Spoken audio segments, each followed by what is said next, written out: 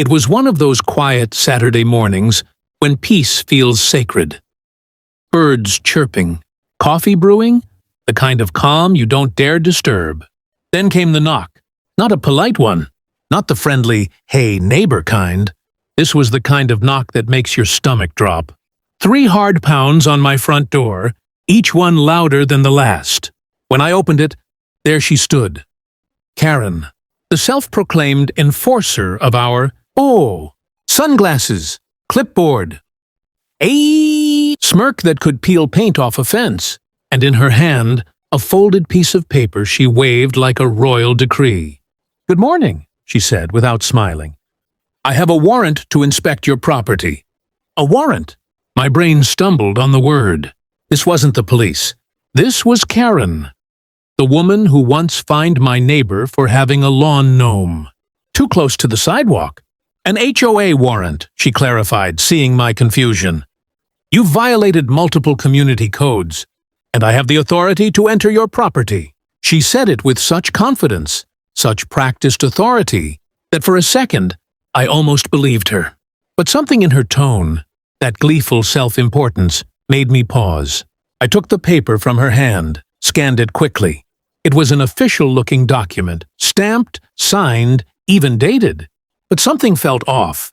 The signature at the bottom, the one she claimed was from the HOA president, looked suspiciously like her handwriting. "What's this violation for?" I asked. "Improper landscaping," she said sharply. "Your grass exceeds height standards, and your trash bins are visible from the street. That's 2 strikes. The board has authorized immediate inspection. Now, I'm all for keeping the neighborhood tidy. But this was absurd. My grass was trimmed last week. My bins were exactly where the HOA website said they should be. I looked her dead in the eye, smiled, and said, "Karen, this isn't a warrant. It's a piece of paper." Before she could protest, I tore it clean in half. Slow and deliberate, letting the sound of ripping paper hang in the air like a thunderclap. Her face went pale. The confident smirk vanished. For the first time, Karen, the woman who ruled the HOA, like a mini-dictator, didn't know what to say. And that's when everything began to unfold. Karen's jaw hung open like she'd just seen someone slap the crown off her head. Bits of the torn warrant fluttered down to the welcome mat between us. For a moment, neither of us said a word. The silence was thick enough to cut with garden shears. You just destroyed an official document," she sputtered, pointing a trembling finger at me. "Official?" I asked, tilting my head. "Karen, you printed that on your home printer." "I can still smell the ink." She blinked. Her lips parted like she wanted to argue, but no words came out. Behind her, a couple of neighbors had peeked through their blinds, watching the scene unfold. This was the kind of drama they lived for. Better than cable TV.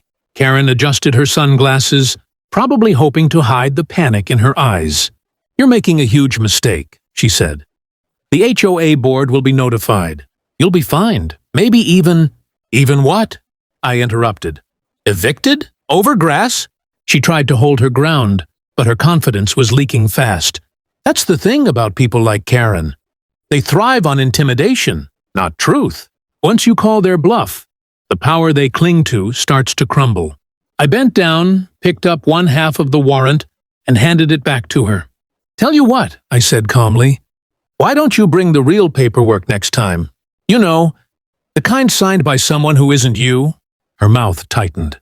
The wind shifted, carrying the scent of freshly cut grass from next door, a reminder that my lawn wasn't even close to violating anything. "I'll be back," she said finally, her voice low and shaking. "I'll be here," I replied.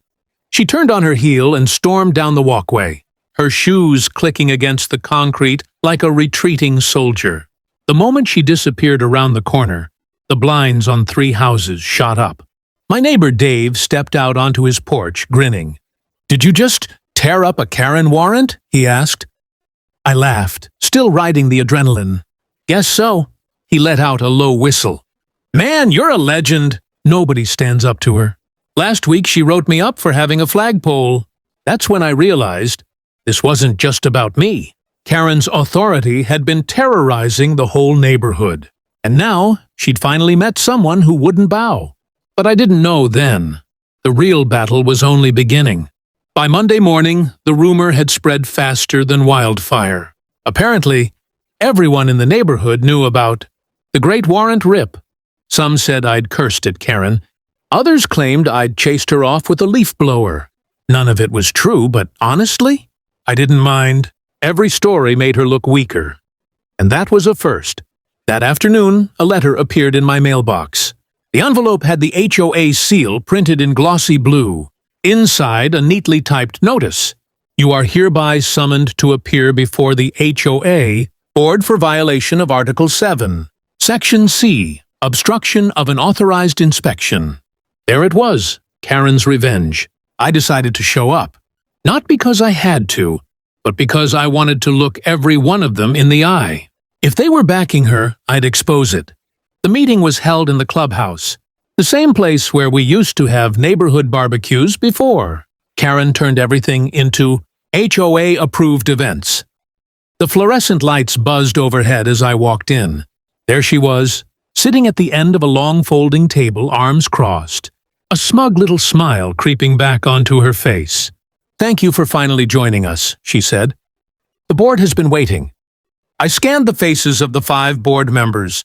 Most looked uncomfortable. 2 avoided eye contact entirely. "Let's get to it," Karen continued. "Mr. Miller violated HOA procedure by destroying a warrant for property inspection." I stepped forward. "You mean that fake piece of paper you made up?" She gasped dramatically. "Excuse me?" I pulled out my phone, swiped, and placed it on the table. Screen facing the board.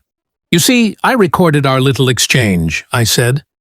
"And in that recording, you clearly say HOA warrant." "That's not a real thing, is it?" Murmurs rippled through the room. One board member, an older man with glasses, leaned forward. "Karen, did you issue that document yourself?" She shifted uncomfortably. I was acting under community policy." "No," he said firmly. "You weren't." Another member added, "Karen, you've overstepped before. This isn't the first complaint." The color drained from her face again. She opened her mouth to fight back.